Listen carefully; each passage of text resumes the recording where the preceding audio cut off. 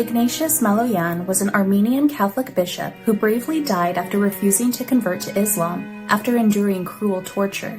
He was born into an Armenian family in modern-day Turkey in 1869. His name at birth was Šukrallah. He was a very pious child, and at the age of 14 he was sent to a seminary in Lebanon at the urging of his parish priest. He adopted the religious name Ignatius after Saint Ignatius of Antioch. He was ordained in 1896 and sent to Egypt to serve as a parish priest. He later served as an assistant to the Armenian Catholic Patriarch in Istanbul, too.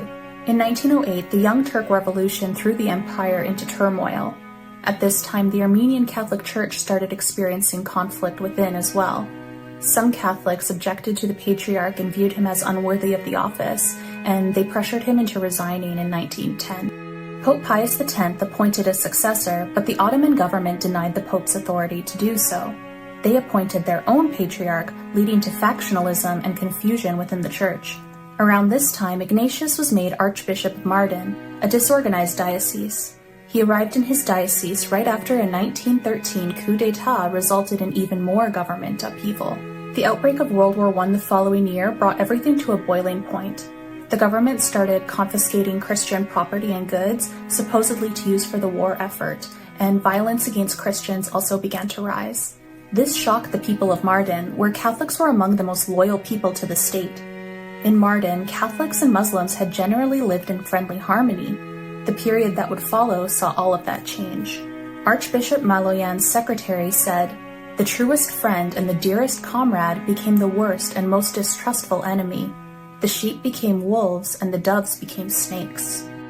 In 1915, rumors reached Mardin that the government was now seeking to exterminate all of the empire's Christians. Hoping to save the lives of his congregation, Archbishop Maloyan was extremely vocal about his diocese's loyalty to the state. For his support, Archbishop Maloyan was actually awarded a medal from the Sultan. He was also on good terms with the local administrator of Mardin named Hilmi Bey. This would not save him from the persecution that was to come. Mehmed Rashid, a medical doctor and the governor of the area, arrived in Mardin that year with a small private death squad. He began recruiting local volunteers as well. In May, he ordered Hilmi Bey to arrest Mardin's Christian leaders, but Hilmi Bey refused, saying, "I am not without conscience and cannot cooperate in the massacre of Ottoman subjects who are innocent and loyal to the government."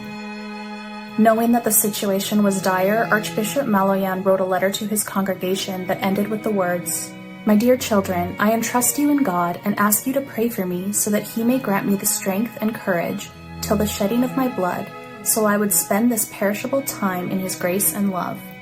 On June 3rd, Hilmi Bey was lured away from Mardin and the arrest of Christian leaders began.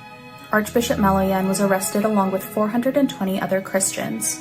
He was told to become a Muslim or die, at which point he said, "Muslim? There is no way I would reject my religion and my Savior. I consider the shedding of my blood for my faith to be the sweetest thing to my heart, because I know for sure that if I get tortured for the love of the one who died for me, I would become one of the happiest, blessed people, and I will see my Lord and my God in heaven. You can only beat me and cut me into pieces, but I will never deny my religion." This enraged the people present, and they started to beat him. At every blow, he cried out to the Lord for strength. They ended the beating by ripping out his toenails. Hilmi Bey returned to Mardin and tried to have the prisoners freed, but it was useless. On June 10th, the prisoners were marched into the desert. Archbishop Maloyan was chained and barefoot, and he walked with a limp. On their march out of town, the Muslim townspeople yelled out insults and threw rocks at the Christians. When they got to their destination, they were once again offered their lives if they would convert to Islam. A few of the prisoners took this offer, but the majority refused. Archbishop Maloyan ordered the priests present to circulate among the prisoners and give them absolution, and then the executions began. Archbishop Maloyan was offered the chance to convert a third time, which exasperated him. He said, "It's strange that you ask me this again, although I told you before that I would live and die loyal to my faith, and can only boast about my Lord's noble cross." This angered the executioner, who immediately pulled his revolver and shot the archbishop. The archbishop died, saying, "My God, have mercy on me. Into your hands I commend my spirit." Hilmi Bey informed the German ambassador of the massacre immediately, and the German Foreign Office issued a formal protest. Despite this, Mehmed Rashid, the governor, was not formally reprimanded. Ultimately, it's estimated that he orchestrated the deaths of 150,000 people. After the war, he was arrested, and at his trial, he was asked how, as a doctor, he could have overseen the death of so many people.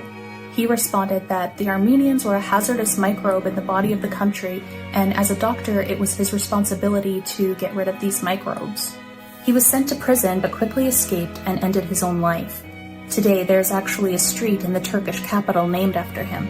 Today, Archbishop Maloyan is remembered for his extreme bravery and determination. He led his flock through a tumultuous time, but never lost his faith. He was beatified in 2001 and will be canonized on October 19, 2025. His feast day is June 11th.